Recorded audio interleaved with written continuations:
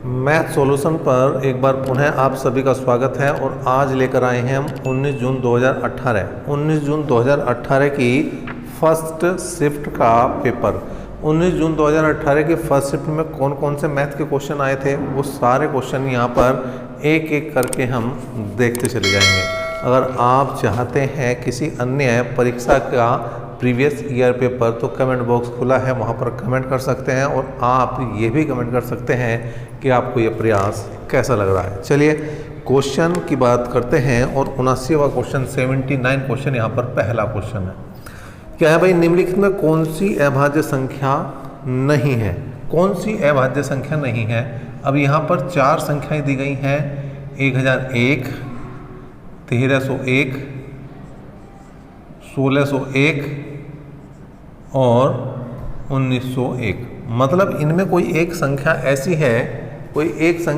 है, जो किसी ना किसी संख्या से विभाजित है, केवल वही ढूंढनी है। तो देखिए एक ही बार में काम खत्म करते हैं। क्या तरीका है ये समझ के चलते हैं। पहले जो भी यहाँ सबसे बड़ी संख्या है उससे बिल्कुल बड़ा वर्ग, जस्ट बड़ा वर्ग आपको लेना है। और बड़ा वर्ग जहाँ पर भी मिलेगा आपको उस संख्या तक जितने भी क्या है अभाज्य संख्या है उन्हें लिखेंगे। जैसे भाई 1901 की बात करें तो यहाँ पर ये मान के चलें कि 45 का जो वर्ग है वो कितना है, 2025 है। 45 का वर्ग 2025 है। इसका मतलब 45 तक की जितनी भी अभाज्य संख्याएं हैं वो लिख लो। देखिए 2 है, 3 है, 5, 7, 11, 13, 17, 19, 23, 29। ठीक है भाई, 29 के बाद 31, 37, 41, 43। बस यही क्या है अभाज्य संख्याएं हैं। अगर कोई संख्या इनसे बच जाती है, अगर कोई संख्या इन चार ऑप्शनों की बात कर रहा, दुनिया की बात नहीं कर रहा मैं, अगर कोई संख्या इन संख्याओं से बच जाती है तो वो अभाज्य संख्या कहलाएगी। और अगर इनसे कटती है तो वो बिल्कुल भाज्य हो जाएगी। लेकिन अगर इनसे बच गई तो दुनिया की कोई भी संख्या इन संख्याओं को नहीं काट सकती। चलिए 2 से तो कोई मतलब ही नहीं बढ़ता कि 2 से 1 कटेंगे, क्योंकि लास्ट में सब में 1 है। 3 3 9, 1 बचा, 3 3 9, 1 बचा, 3 3 9, 2 बच गए, छोड़ दो। 5 से कोई मतलब नहीं बैठता, क्योंकि 5 से वो संख्या कटती है जिसका लास्ट का अंक, जिसका अंतिम अंक 0 या 5 हो। 7 से भाग देखो भाई, 7 एकम 7, 3 बच गए, 7 चौक 28, 2 बच गए। और यहाँ पर अगर हम बात करें तो 7 तिया 21 बिल्कुल यहाँ पर पूर्णतः विभाजित है। किससे भाई? ये 7 से पूर्णतः विभाजित है। देखो भाई 7 एकम 7, कितने बचे थे? 3 बचे थे। 7 चौक 28, 2 बचे थे और 7 तिया 21 बिल्कुल ये 7 से विभाजित है। और 143 की बात करूँ तो 11 गुणा 13 होता है। इसका मतलब ये संख्या, ये जो 1001 है, ये 7 से भी कटेगी, ये 11 से भी कटेगी और ये 13 से भी कटेगी। और इसी को ढूंढना था। क्यों? क्वेश्चन क्या था? क्वेश्चन यह था अभाज्य संख्या नहीं है, मतलब क्या भाज्य संख्या है वो बतानी थी। तो आपको पता लगा पहला ही ऑप्शन इसका सही आया। बाकी संख्याओं को आप कमेंट बॉक्स में कमेंट कर सकते हैं काटने के बाद क्या वे सभी इन संख्याओं से कटी हैं या गई हैं भाई बच। क्वेश्चन नंबर 80 की करते हैं बात। समीकरण को हल करने के लिए सबसे उपयुक्त विकल्प को चुनें। सबसे उपयुक्त विकल्प को चुनें या ये कहें कि क्या इसका हल है वो आपको बताना है। तो 90 को भाग करना है 6 से, गुणा 24 माइनस 8 भाग 4 भाग 3। और ये इस तरह से क्वेश्चन है। देखिए भाई 90 भाग 6, अगर इसकी बात करें ब्रैकेट की तो 24 में से पहले 8 घटाना पड़ेगा। क्यों घटाना पड़ेगा? इसके ऊपर लग रहा रेखा कोष्ठक। क्या लग रहा? रेखा कोष्ठक। तो पहले यही हल होगा। 24 में से 8 गए, 16 बचे और 16 को करनी है हमें 4 से भाग। तो 4 चौक 16, कुल मिलाकर 90/6 गुणा 4 गुणा 1/3, ये आ जाएगी बात। 3 से काट दो भाई, कितना? 30 बार कटा, 3 से काट दो, 3 दूनी 6, 3 से काट दो 10 बार कटा, 2 दूनी 4 और 10 दूनी 20। 20 इसके किस ऑप्शन में है? बी ऑप्शन में है। तो इस तरह से है। ये बहुत आसान सा क्वेश्चन था। देखिए जब पेपर में क्वेश्चन आते हैं तो आसान भी आते हैं, हार्ड भी आते हैं, उससे कोई टेंशन नहीं। आपको पेपर में इस बात का ध्यान रखना कि कोई आसान क्वेश्चन गलत ना हो जाए, क्योंकि जब भी मेरिट जो है गड़बड़ करती है वो आसान क्वेश्चन ही आपको लेकर बैठते हैं। हार्ड क्वेश्चन तो ऐसे ही आपके लिए, ऐसे दूसरे के लिए। तो आसान क्वेश्चन अगर गलत होता है तो कहीं ना कहीं हम एक कदम पीछे हो जाते हैं, लेकिन अगर सभी आसान क्वेश्चन सही हो जाते हैं तो एक कदम नहीं, हम 4 कदम आगे हो जाते हैं। समीकरण को हल करने के लिए सबसे उपयुक्त विकल्प को चुने। यहाँ तो कुछ समीकरण नहीं, सीधी सी मल्टीप्लाई दे दी। 15.5 की 12 में मल्टीप्लाई करनी, 12 पंजे 60, ठीक है। हासिल को गया 6, 12 पंजे 60 और 6 66, 6 12 कम 12 6 18, और दशमलव के बाद की बात करनी है। अच्छा, यहाँ पर भी दशमलव, दशमलव के बाद 2 अंक हैं तो यहाँ लगेगी दशमलव, और यही इस क्वेश्चन का उत्तर होगा। बड़ा आसान सा क्वेश्चन का आंसर आया। अगर बात करूं क्वेश्चन नंबर 82, तो भाई ये भी छोटा ही क्वेश्चन है। समीकरण को हल करने के लिए सबसे उपयुक्त विकल्प चुनना है, तो 11/8 को गुणा करनी है 56/33 से। 11/8 को गुणा करनी है 56/33 से। तो 11 तिया 33 और 8 सते 56, कुल मिलाकर 7/3 भी मैं आंसर कह सकता हूँ, या 3 से भाग करूँगा तो 3 दूनी 6, 2 सही 1/3 भी मैं इसका आंसर कह सकता हूँ, आंसर बता सकता हूँ। चलिए, क्वेश्चन नंबर 83 में बहुत छोटा सा क्वेश्चन है, बहुत छोटे छोटे क्वेश्चन है, कुछ करने को है ही नहीं। अगर पेपर में आप बैठे हैं तो ओरली करोगे, मुंह जुबान नहीं करोगे भैया। 52 का, 78 का और 156 का क्या चाहिए भाई? HCF चाहिए, मैसेज चाहिए। अंतर विधि लगा दो। इसका अंतर कितना? 26। अब या तो मैसेज 26 होगा या 26 से कोई छोटी संख्या जो 26 को काट सकती होगी, ठीक है। तो देखो भाई, 26 दूनी 52, ये तो हो गया काम खत्म इसका। तो 26 या 78 ये भी गई, और 26 छिका 156 ये तो ये भी गई। इसका मतलब इसका HCF, इसका मैसेज ही कितना आ गया भाई? 26 आ गया। और अगर आपके 26 का पढ़ा याद नहीं तो 26 को तोड़ दो, किस में? 13 गुणा 2 में। एक तो 2 से काट के देख लो, एक 13 से काट के देख लो, सारी संख्याएं कट रही हैं, तो इसका मतलब निश्चित है कि इसका आंसर जो है कितना है भैया? वो 26 ही है। इस तरह से भी कर सकते हैं। क्वेश्चन नंबर 84 की तरफ चल रहे हैं भाई। एक एक क्वेश्चन कराने का बीड़ा हमने उठाया है, चाहे RS अग्रवाल हो, चाहे किरण हो, चाहे कोई और किताब हो, सबका एक एक क्वेश्चन कराएंगे। कहाँ पर? सक्सेस विद कपिल पर। और यहाँ पर आपको मिलने जा रहा है एक एक पेपर के मैथ का सॉल्यूशन, चाहे वो किसी भी स्तर का पेपर हो। आप कमेंट करें, बिल्कुल यहाँ पर जो है उसे हल कराने की पूरी कोशिश की जाएगी। क्वेश्चन नंबर 84 है, 52, 78 और 156 संख्याएं सेम हैं, संख्याएं सेम है लेकिन क्वेश्चन चेंज है। संख्याएं सेम है लेकिन क्वेश्चन चेंज है। पहले HCF पूछ लिया था, अब LCM पूछ लिया, मतलब लैसे ये पूछ लिया है। यहाँ पर देखे भाई, 2 से भाग दो तो 26 आया, 2 से भाग दिया 2 तिया 6, 2 9 18 आया, 2 से भाग दो 2 7 14, 2 8 16 आया। अच्छा, 13 से काट दो, 13 दूनी 26, 13 तिया 39 और 13 6 78। फिर 2 से काट दो भाई, 1 3 3, फिर 3 से काट दो 1 1 1। LCM ले लो भाई, गुणा कर दो, 2 गुणा 13 गुणा 2 गुणा 3, 2 की 3 में गुणा करो, 2 तिया 6 और 6 दूनी 12, 12 13 156। तो इनका जो है LCM कितना आ गया भैया? 156 ही आ गया। 156 आसान सा क्वेश्चन था। जो भी मैं समझता हूँ सभी बच्चों का, जिन बच्चों ने उस समय एग्ज़ाम दिया होगा, सही हुआ होगा। और ये अगर आपको फंस गया ना तो ये तो आप भी ठीक कर पाओगे। ऐसा हो ही नहीं सकता कि ये जो बच्चे तैयारी करते हैं ना, इनका गलत हो जाए। इस टाइप का क्वेश्चन हो ही नहीं सकता। नेक्स्ट क्वेश्चन है, श्रीमती सिंह के परिवार का मासिक बचत और व्यय का अनुपात 3:8 है। बचत कितना तो बचा रहे, व्यय कितना खर्च कर रहे हैं? 3:8। 3 रुपये बचा रहे हैं, 8 रुपये खर्च कर रहे हैं, 11 रुपये की मतलब इनकी इनकम रही होगी। जिस महीने में परिवार की आय 27,500 थी, उस महीने में बचत कितनी थी? देखो, बचत अनुपात व्यय कितना है भाई? 3:8 है। कितना है? 3:8 है। तो आय कितनी होगी? आय दोनों का योग होगी भाई, 8 और 3 11। अब 11 बराबर है 27,500 के, 11 बराबर है 27,500 के मेरे भाई। और यहाँ पर बचत की बात करी है तो 3 बराबर किसके आ जाएगा, 3 बराबर आ जाएगा बचत के। 11 दूनी 22, 11 पंजे 55। कुल मिलाकर अगर बचत की मैं बात करूँ तो बचत आ जाएगी भाई 2500 गुणा 3 और 25 तिया 75। इसका मतलब ये है 7500 रुपये की बचत। कितने की भाई, 7500 रुपये की बचत है ये। नए क्वेश्चन की बात करते हैं और ये है क्वेश्चन नंबर 86। क्वेश्चन नंबर 86 क्या है भाई, 86वां।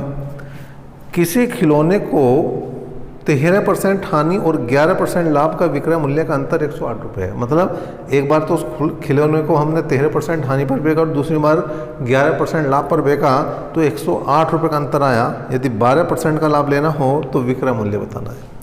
तो एक बार लाभ है एक बार हानि है, दोनों को जोड़ दो तो 13 11 24% बराबर 108 के हैं। 24% बराबर 108 के, 12% का लाभ हो रहा तो 112% बराबर विक्रय क्या आ जाएगा, 112 बराबर किसका आ जाएगा भैया, विक्रय मूल्य का जाएगा। ठीक है, अब यहाँ पर अब जो कुछ कटता हो उसे दो काट दो भाई।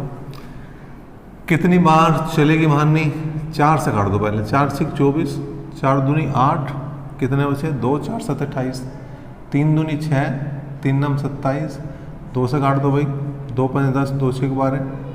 इसका मतलब विक्रय मूल्य कितना आ जाएगा भाई, 56 की गुणा 9 में करनी है तो 9 6 54 का 4 का हासिल को 5, 9 5 45 और 5 50, 504 रुपये इसका विक्रय मूल्य होगा जब 12% का लाभ हो रहा होगा।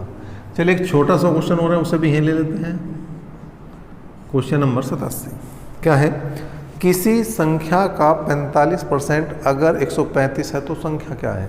45% अगर 135 है, 45% अगर 135 है तो 100% संख्या रही होगी। क्या रही होगी, संख्या रही होगी 100%।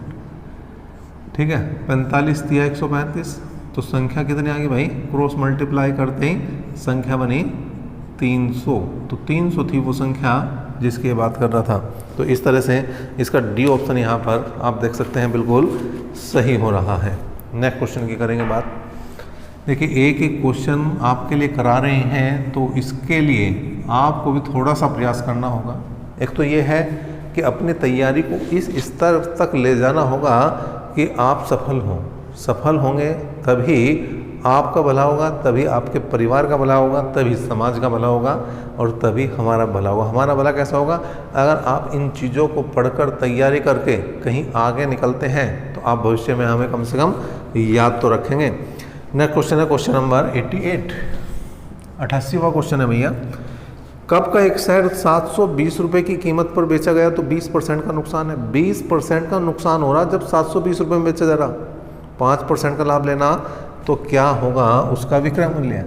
20% की हानि है तो मतलब 80% बराबर 720 के है और 5% का लाभ लेना मतलब 105 बराबर नया विक्रय मूल्य है। नया क्या हो जाएगा भैया, विक्रय मूल्य। 0 से 0 गई, 8 9 72, कुल मिला के नया विक्रय मूल्य कितना हो जाएगा भाई, नया विक्रय मूल्य हो जाएगा 9 की गुणा करनी है 105 में तो 9 कम 9 9 5 45, 945 रुपये इसका विक्रय मूल्य होगा उस समय जब 5% का लाभ हो रहा होगा। नेक्स्ट क्वेश्चन है 750 रुपये की अंकित कीमत वाली पतलून छूट के बाद 660 रुपये में मिल रही है तो छूट परसेंटेज बतानी है। देखिए भाई क्या कह रहा है क्वेश्चन में, उसने कहा जो MRP है वो जो है 750 रुपये है और जो मिल रही है वो 660 रुपये में मिल रही। इसका मतलब कितने की छूट मिल रही भाई, 90 रुपये की छूट मिल रही। कितने की मिल रही है, 90 रुपये की छूट मिल रही। कितने की मिल रही है, 90 रुपये की छूट मिल रही। अब परसेंटेज छूट देखनी है, परसेंटेज छूट कितने की मिली, 90 की। परसेंटेज का लगा दो 100, परसेंटेज का क्या लगा दोगे मेरे भाई 100। और छूट किस पे मिलती है, MRP पे मिलती है, अंकित मूल्य पे मिलती है, क्रय पे नहीं मिलती। इस बात का ध्यान रखना। 0 0 गई, 25 तिया 75, 25 चौका 100, 3 तिया 9 और 3 चौक 12% की छूट है 12% का ये डिस्काउंट है, तब जाके ये 660 रुपये की मिली है। तो ए ही ऑप्शन यहाँ पर सही हो गया। नेक्स्ट क्वेश्चन है और इस बार क्वेश्चन नंबर होगा 90। मैं समझता हूँ इस पेपर में अब तक कोई ऐसा क्वेश्चन नहीं आया जो आपकी पकड़ से बाहर हो, आप ना कर सकते हो। अगर कोई क्वेश्चन लगा है आपको कि भाई ये क्वेश्चन नहीं हो सकता था, कमेंट बॉक्स में कमेंट करें। और अगर अभी तक आप सभी क्वेश्चन कर रहे हैं तो बहुत अच्छी बात है। और क्या कोई ऐसा भी क्वेश्चन है जिसे आपने यहाँ देखा और देखने के बाद आप उस क्वेश्चन को आसान तरीके से कर पा रहे हैं? चलिए, क्वेश्चन नंबर 90 है 8% वार्षिक साधारण ब्याज की दर से 1500 रुपये का 4 साल का ब्याज बताना। साधारण ब्याज का तो सिंपल सा सूत्र लगा दो भाई। साधारण ब्याज बराबर क्या है? ये है 1500 गुणा 8 गुणा 4/100। 2 0 2 0 भाई, 8 चौक 32, 32 गुणा कर दो 15 में, तो 15 दूनी 30, 3 15 45 और 3 48, कुल मिला के 480 रुपये। ये साधारण ब्याज है, सिंपल इंटरेस्ट है। क्वेश्चन नंबर 91, छोटा ही क्वेश्चन है। क्वेश्चन नंबर 91 बहुत बड़ा क्वेश्चन नहीं है। एक राशि को जब वार्षिक चक्रवृद्धि ब्याज की एक निश्चित दर पर निवेशित किया जाता है तो 2 साल बाद परिपक्व होने पर वह निवेशित राशि का 1.21 गुना हो जाती है। वार्षिक चक्रवृद्धि ब्याज की दर ज्ञात करनी। देखिए, साधारण ब्याज का भी क्वेश्चन आया, चक्रवृद्धि ब्याज का भी क्वेश्चन आया। यहाँ पर 1.21 हुआ धन, किसका हुआ भाई? 1 का। 1 का 1.21 गुना होगा तभी तो बनेगी बात। अब पॉइंट हटाना, तो हमने क्या करा? पॉइंट लगा के 2 0 लगाई और पॉइंट से पॉइंट हटा दिया। अगर 2 साल है, ध्यान दो, अब ध्यान दो, डायरेक्ट करा दूंगा क्वेश्चन, अगली लाइन में उत्तर आ जाएगा। ठीक है, अगर 2 साल है तो वर्गमूल निकाल दो आप दोनों का। अगर 2 साल है भाई, क्या निकाल लोगे? वर्गमूल। अगर 2 साल है तो क्या निकाल लोगे? वर्गमूल। और 3 साल है तो वर्गमूल निकालना। 3 साल है तो वर्गमूल निकालना। 2 साल है, वर्गमूल निकालना, तो 11 10, मतलब 10 रुपये 11 होगी। कितने ब्याज मिल गया? 1। हमें निकालनी दर निकालनी, तो 1/10 गुणा 100, 0 से 0 गई, तो कुल मिला के 10% की दर थी। कितने थे? 10% की दर थी। तो 10% की दर किस ऑप्शन में? सी ऑप्शन में ये जवाब है आपका। नेक्स्ट क्वेश्चन है और ये है इस बार क्वेश्चन नंबर 92। एक एक क्वेश्चन का जो बेड़ा उठाया उसी के क्रम में ये 92वां क्वेश्चन आया। कब का? ये हम करा रहे हैं आज। एक बार फिर से मैं याद दिला दूं आपको, कौन सा पेपर करा रहे हैं? ये करा रहे हैं हम 19 जून 2018 की फर्स्ट शिफ्ट के मैथ के क्वेश्चन को। देखिए भाई, क्या है? सती और रथिन ने 6:5 के अनुपात में व्यवसाय में कुछ पैसा लगाया, लेकिन कुछ महीने बाद सती ने अपना पैसा वापस ले लिया। यदि 12 महीने के अंत में 7:10 के अनुपात में सती और रथिन के बीच साझा किया गया हो तो रथिन ने कितने महीने अकेले पैसे लगाया, ये बताना है। देखो, स्टार्टिंग में उन्होंने पैसा लगाया 6:5 के अनुपात में। पैसा किसने लेकर निकाला? सती ने। तो इसका ही पता नहीं है, x महीने के लिए इसने पैसा लगाया, इसने 12 महीने के लिए पैसा लगाया। और जो लाभ का अनुपात है वो लगाई गई पूंजी और समय के गुणनफल के अनुपात के बराबर होता है। इसका मतलब 7:10 इसके बराबर हुआ। 6 दूनी 12, ठीक है भाई। 5 दूनी 10, 10 से 10 गया। इसका मतलब इसने जो पैसा लगाया था वो केवल 7 महीने का लगाया था। लेकिन इसका नहीं पूछा दूसरे का। किसका? रथिन ने कितने महीने अकेले निवेश किया। रथिन का अकेले का निवेश बताना। रथिन का अकेले निवेश का समय। अब रथिन ने तो बेचारे ने 12 महीने पैसा लगाया और इसने 7 महीने लगाया। इसका मतलब 7 महीने तो इसके साथ पैसा लगाया, तो घटा देंगे तो बचेंगे 5 माह ऐसे रहे जिसमें केला ही लगा रहा बेचारा। कौन? रथिन। ठीक है, नेक्स्ट क्वेश्चन की बात करते हैं और ये है क्वेश्चन नंबर 92 क्वेश्चन पर आ चुके हैं भाई। 92वां क्वेश्चन क्या है? देखो, 92 तो हो चुका, सॉरी 93। 11 पारी पूरी करने के बाद सम्राट का औसत 51 है। 11 पारी पूरी हो चुकी है और सम्राट एक खिलाड़ी है, उसका औसत 51 है। अपने औसत को 2 रन बढ़ाने के लिए सम्राट को अगली पारी में कितने रन स्कोर करने होंगे? ठीक है, रन बताने हैं 12वीं पारी के रन, 12वीं पारी के रन बताने हैं। देखें 12 पारी बाद उसका औसत हो जाना चाहिए 53 और 11 पारी बाद था 51, बस इसे हल कर दो।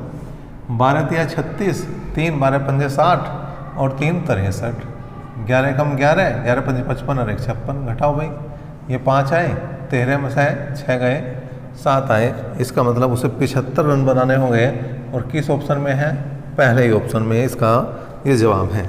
नेक्स्ट क्वेश्चन देखो भाई, क्वेश्चन नंबर 94 क्या है भाई, क्वेश्चन नंबर 94 क्या है, यदि 16 व्यक्ति एक दीवार 15 दिन में बना सकते हैं तो 8 दिन में बनाने के लिए कितने व्यक्तियों की आवश्यकता होगी। M1 दिया है 16, M1 दिया है 16 और D1 दिया है 15, M2 का मान निकालना है और D2 का मान 8 है, तो 16 गुणा 15 बराबर M2 गुणा 8, तो 8 दूनी 16 और M2 बराबर आ गया 15 दूनी 30 आदमियों की यहाँ पर ज़रूरत पड़ने वाली है, 30 आदमियों की यहाँ पर आवश्यकता पड़ने वाली है। नेक्स्ट क्वेश्चन है क्वेश्चन नंबर 95, क्या है भाई 95वां क्वेश्चन, 2 ट्रेनें ए और बी हैं, वे 2 स्टेशनों और एक्स और वाई के से एक साथ यात्रा शुरू करती हैं, जब जो कि एक दूसरे से 600 किलोमीटर की दूरी पर हैं और एक्स से 225 किलोमीटर की दूरी पर एक दूसरे को पार करते ही यदि ट्रेन बी को यात्रा पूरी करने में 8 घंटे का समय लगा हो तो ट्रेन ए की यात्रा पूरी करने में कितना समय लगेगा। देखो भाई, एक ये एक्स स्टेशन है, ये वाई स्टेशन है और ए बी ट्रेन है।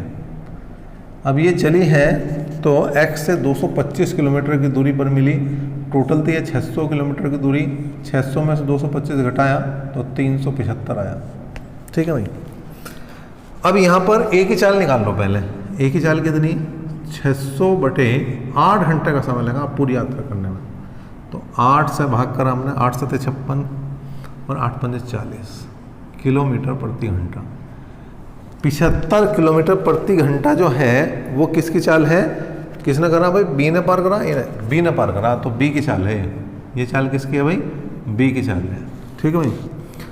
अब यहाँ पर बी की चाल पता लगी लेकिन हमें ए की चाल नहीं पता, जबकि उसने पूछ लिया कि ए को पूरी यात्रा करने में कितना समय लगा, तो जब तक ए की यात्रा नहीं पता लगने की तब तक बात नहीं बनने की। तो पहले क्या काम करो, यहाँ से यहाँ तक का समय, यहाँ से यहाँ तक का समय निकाल लो, क्योंकि जो समय यहाँ से यहाँ तक का रहा होगा बी का, वही समय ए का यहाँ से यहाँ तक का रहा होगा। तो समय निकाल लो, कहाँ तक, यहाँ तक 375 किलोमीटर की दूरी तय करने का समय कितना आ गया भाई, 375 बटे 75, 75 पंजे भाई, 5 पंजे 25 का 5 कैंसिल कर दो, 5 7 35 और 2 37, तो 5 घंटे का समय लगा। जब बी को यहाँ से यहाँ तक आने में 5 घंटे लगे तो ए को भी तो यहाँ से यहाँ तक आने में 5 घंटे लगे, तो ए की चाल बताओ, ए की चाल बताओ, ए की चाल कितनी हो जाएगी, 225 बटे 5, 5 चौक 20 और 5 पंजे 25, मतलब 45 किलोमीटर प्रति घंटा। हमें क्या बताना, हमें बताना कुल समय, ए का समय, ए का समय बताना कितना भाई, 600 किलोमीटर की दूरी तय करनी 45 किलोमीटर प्रति घंटे के हिसाब से, तो 45 से भाग करो भाई। कैसे भाग करते हैं इसे, 45 से भाग करें तो 45 से कम 45, कितने बच गए, यहाँ पर बच गए भाई 15, 150 के 45 थी 135, ठीक, तो फिर 15 बचे, 15 बचते चले जाएंगे, तो इसे लिख सकते हैं 13 से 1/3 घंटे लगने चाहिए, 13 से 1/3 घंटे का समय लगेगा इसे, क्योंकि 0.333 का मतलब 1/3 होता है। चलिए भाई, क्वेश्चन नंबर 96 के करेंगे बात। ये क्वेश्चन ऐसा था जिसमें बच्चों का थोड़ा सा समय लिया, बिल्कुल जरूर होगा। क्वेश्चन नंबर 96 में देखते क्या है भाई, एक बंद बॉक्स की आंतरिक लंबाई, चौड़ाई और ऊंचाई 10, 8 और 6 है। बॉक्स की बाहरी सतह का कुल क्षेत्रफल 592 सेंटीमीटर स्क्वायर है बॉक्स, यदि बॉक्स की दीवार एक समान मोटाई x की हो तो x का मान बताना। देखो भाई, जो संपूर्ण पृष्ठ दे रखा कितना 592। अब बाहर की दीवार 10 है, फिर 6 है, क्या है 10, 6, 8 और 6 है। चलिए भाई, और हमें x का मान बताना। चलिए इसे तो इधर रखो भाई। संपूर्ण पृष्ठ होता है 2 इंटू LB, BH और HL। अब जो L है बाहर की नहीं है, ये अंदर की दे रखी है 10, बाहर की निकालनी तो x इधर से बढ़ेगा, x इधर से कितना बढ़ेगा 2x। जो B है वो 8 जो है वो बाहर की नहीं अंदर की, तो इसमें भी 2x बढ़ा दो। B का मान तो 2x बढ़ के आएगा। अगर h का मान लेना तो इसमें भी 2x बढ़ा दो, फिर 6 प्लस 2x, और यहाँ पे हमने 10 प्लस 2x कर दिया और बराबर आ गया 592। 2 से काटो भाई, 2 दूनी 4, 2 में 18, 2 6 12, 2 कॉमन यहाँ से लिया, 2 यहाँ से लिया तो 4 कॉमन आ गया। 4 यहाँ से आ जाएगा, 4 यहाँ से आ जाएगा। कैसे? 2 इसमें से 2 इसमें से 4 बने 12 आया, 2 इसमें से 2 इसमें से 4 बने 12 आया, 2 इसमें से 2 इसमें से 4 बने 12 आया। अब यहाँ बचा 5 प्लस x, यहाँ बचा 4 प्लस x, यहाँ बचा 4 प्लस x, यहाँ बचा 3 प्लस x, यहाँ बचा 3 प्लस x, और यहाँ पर बच गया 5 प्लस x बराबर 296। 2 दूनी 4, 4 से काट दिया, 4 से 28 और 4 चौक 16, 74 है। गुणा करो भाई, 5 चौक 20 plus x square plus 9x। गुणा करके देखो यही आना। 4 तिया 12 plus x square plus 7x, 5 तिया 15 प्लस ये x है भाई, 5 तिया 15 plus x square plus 8x बराबर किसके हैं 74 के। तो 1 2 3 तो हो गया x स्क्वायर, 9 और 7 16 और 8 24 हो गया x, 20 और 12 32, 32 और 15 47 हो गया ये, माइनस 74 बराबर 0। तो आया 3x square plus 24x minus 47 बराबर 0। ठीक है भाई। अब यहाँ पर हमें क्या करना है, अब यहाँ पर हमें 47 की और 3 की गुणा करनी है। ठीक है भाई, 47 की और 3 की गुणा करने के बाद, ठीक, 47 की और 3 की गुणा करने के बाद जो आना चाहिए हमारा 2 नहीं 18, इसे किससे कट्टा था 4 से 28, 4 से, ठीक है। वो उसका ऐसे टुकड़े करने हैं हमें 47 गुणा 3 के जिनका अंतर 24 हो, अंतर 24 हो, ऐसे हमें यहाँ पर टुकड़े करने हैं। ठीक, क्या करने हैं भाई, ऐसे हमें टुकड़े करने हैं। तो यहाँ पर अब हमें देखना पड़ेगा एक बार कि यहाँ पर क्या 47, एक बार मैं कैलकुलेशन चेक कर लूँ भाई, 20 और 12, 20 12 32 और 15 47, ठीक है। 5 चौक 20 और 4 तिया 12 और 3 पंजे 15, और यहाँ पर था तुम्हारा 2 और 4 8, 8 7 56, 8 चौक 32, ये भी सही है भाई। 14 में 7 गए 7 और 6, हाँ यहाँ गड़बड़ हो रही भाई, यहाँ गड़बड़ है। मैं ये तो कह रहा टुकड़े नहीं बन रहे। देखो 14 में 7 गए 7 और यहाँ पर बचे हैं 6, 6 में 4 गए 2, मतलब 27 बचेंगे भाई, गलत हो गया था। 47 में 27 बचेंगे, 3 से काट दो, 3 8 24, 3 हम 27, कुल मिला के x square plus 8x minus 9 बराबर 0। 9 कैसे टुकड़े, अब तो तुरंत हो जाएंगे। 9 कैसे टुकड़े जिनका अंतर 8 हो, बिल्कुल 9 ही कम 9 है।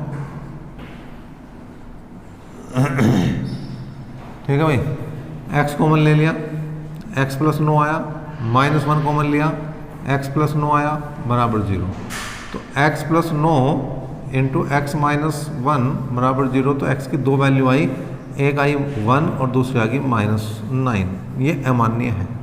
ठीक है, ये अमान्य है क्योंकि मोटाई जो माइनस में नहीं होने की। तो थोड़ा सा कई बार कैलकुलेशन की अगर कोई मिस्टेक है तो आप उसे ठीक कर सकते हैं। वैसे मैं अपनी तरफ से कोशिश करता हूँ कि मिस्टेक ना हो, फिर भी कई बार देखिए हम भी भगवान नहीं है, हमसे भी गलती हो सकती है, गलती आपसे भी हो सकती है। तो इसका थोड़ा सा कैलकुलेशन का फॉल्ट अगर कहीं है तो आप उसे इग्नोर करें, अपने आप भी ठीक करने की कोशिश करें। और यहाँ पर सबसे बड़ी समस्या क्या है, जब आपको पढ़ाया जाता है ना, सामने कोई दूसरा नहीं बैठा होता, कैमरा बैठा होता है। कैमरा बताता ही नहीं कि आप ठीक कर रहे हो, गलत कर रहे हो, क्या कर रहे हो, क्या नहीं करते। अगर बच्चा बैठा है तो बता देगा कि ठीक चल रहा है, गलत चल रहा है। ठीक है देखिए बहुत ज़्यादा क्वेश्चन नहीं है, केवल 2 क्वेश्चन शेष बच रहे हैं। 97वां क्वेश्चन है, 7 विशेषज्ञ हैं और 5 प्रशिक्षु किसी कार्य को 9 दिन में कर सकते हैं, जबकि 4 विशेषज्ञ हैं और 15 प्रशिक्षु इसे 12 दिन में कर सकते हैं। 7 विशेषज्ञ हैं और 5 प्रशिक्षु कर रहे हैं किसी काम को 9 दिन में, जबकि 4 विशेषज्ञ हैं और 15 प्रशिक्षु जो हैं वो कर रहे हैं इसे 12 दिन में। पहले ही कर लो भाई, 3 तिया 9, 3 चौक 12, 7 तिया 21 विशेषज्ञ हैं और 5 तिया 15 जो है प्रशिक्षुक हैं। यहाँ पर 16 विशेषज्ञ हैं और 60 प्रशिक्षुक हैं। इसे इधर ले आओ तो 5 बचेंगे, इसे इधर ले जाओ तो 45 बचेंगे। 5 एकम 5, 5 45, इसका मतलब V/P बराबर 9/1। जहाँ विशेषज्ञ हैं वहाँ 9 लिखा जाएगा, जहाँ प्रशिक्षुक हैं वहाँ 1 लिखा जाएगा। अब यहाँ पर इसने पूछा है कि 5 विशेषज्ञ और 6 प्रशिक्षुक किसी कार्य को कितने दिन में पूरा करेंगे। कोई एक कंडीशन तो इसमें से उठाओ, पहली उठा ली हमने, और बाकी सामने दूसरी कंडीशन रख दो। दूसरी है 5 विशेषज्ञ हैं और 6 प्रशिक्षुक दिन पूछ रहा है। रखो भाई, यहाँ पर कितना है, 7 × 9 + 5 × 1, क्योंकि V की जगह 9 और P की जगह 1 रखना, × 9। यहाँ आ गया 5 × 9 + 6 × 1 × D। तो 9 × 7 63 और 5 68 × 9 बराबर 9 × 5 45 और 6 45 और 6 हो गए 51 × D। 17 चौक 68, 17 तिया 51, 3 तिया 9 और 3 चौक 12, इसका मतलब 12 दिन इसका उत्तर आ रहा होगा। चेक करते हैं इस क्वेश्चन का जवाब बी ऑप्शन बिल्कुल सही जवाब है, बी ऑप्शन। देखें यहाँ पर हमने किसी चीज़ को किसी में बदला नहीं, केवल रेशो बनाया और काम कर दिया। यहाँ तक तो रेशो ही बनाया, 3 लाइन में काम हो गया आपका। देखिए इस पेपर का लास्ट क्वेश्चन आपके सामने आ चुका है, क्वेश्चन नंबर 98। 98 क्या है, देवेंद्र रोज सुबह 8 बजे घर से निकलता है और 9:30 बजे कार्यालय पहुंचता है। एक दिन उसने अपना घर 8 बजे छोड़ा, लेकिन सामान्य गति से 3/4 की गति से चलकर 1/3 दूरी की यात्रा पूरी की और शेष दूरी को उसने सामान्य गति से 4/3 की गति पर पूरा किया। देवेंद्र उस दिन कितने बजे कार्यालय पहुंचा, ये बताना है। देखिए 8 बजे से उसे 9:30 बज रहे हैं, तो 1.5 घंटा लग रहा, मतलब 1 से 1/2 3/2 घंटे लग रहे। अब अगर मैं दूरी मैं 3 किलोमीटर मान लूँ, तो इसकी जो चाल होगी वो हो जाएगी 3/3 × 2, मतलब 2 किलोमीटर प्रति घंटा। ठीक है भाई। अब कुछ बच्चे कहेंगे जी 3 कहाँ से आ गया, भाई 3 मैंने ऐसी संख्या ली जो इससे, क्योंकि भाग तो हमें 3/2 से देना जो 3 से कट सकता हो। 3 भी ले सकते हो, 6 ले सकते हो, 300 600 900 कुछ भी ऐसी संख्या ले सकते हो आप जो 3 से कट जाए। क्वेश्चन अभी नहीं हुआ, आगे देखो। उसने कहा इसकी 1/3 दूरी, 1/3 1 किलोमीटर होगी, आगे बच गई 2 किलोमीटर। इसने जो गति थी इसकी 3/4 से तय की, हमें निकालना समय, और समय बराबर है दूरी बटे चाल। दूरी ये हो चुकी है, अब चाल है 2 गुना इसका 3/4 कर दो। दूरी हो चुकी है 2 गुना इसका 4/3 कर दो और बस हल कर दो। 2 दूनी 4, 2 से 2 गया, कुल मिलाकर ये 2/3 बना, ये 3/4 बना, एलसीएम आया 12, 4 दूनी 8, 3 तिया 9, ये आ गया 17/12। भाग करा भाई, तो 12 कम 12, 1 घंटा पूरा बना, और आगे बच के 5/12 गुणा 60, इतने बन जाएंगे मिनट। कुल मिलाकर 12 पंजे 60, तो 1 घंटा 25 मिनट का यहाँ पर समय लगेगा। कितना? 1 घंटा 25 मिनट का। कब से? 8 बजे से। तो 8 बजे जोड़ दो भाई, 1 घंटा 25 मिनट, तो कुल मिलाकर 9:25 के समय AM पर ये जो है कार्यालय है पहुंच चुका होगा, 5 मिनट पहले ही कार्यालय पहुंच चुका होगा। तो यहाँ तक जितने क्वेश्चन थे वो थे मैथ के। इससे आगे है रीजनिंग के क्वेश्चन। पहले हम सारे क्वेश्चन मैथ के कराते हैं आपको, और अगर आपकी इच्छा होगी तो फिर इसके रीजनिंग के भी क्वेश्चन हम एक एक कराएंगे। आपको ये प्रयास कैसा लग रहा है? अच्छा लग रहा है तो वीडियो को शेयर जरूर करें। लाइक आपका अधिकार है, शेयर हमारा अधिकार है, क्योंकि हम मेहनत कर रहे हैं तो शेयर आपके लिए कह सकते हैं। शेयर करें बिल्कुल। और मैथ सॉल्यूशन पर अच्छे अच्छे सॉल्यूशन देखने हैं आपको तो कमेंट भी करना भाई, कि किसका चाहिए आपको सॉल्यूशन, किसका चाहिए वही कमेंट कर दो। चलिए अभी तक के लिए इतना ही। नेक्स्ट सॉल्यूशन तक बने रहें हमारे साथ। धन्यवाद।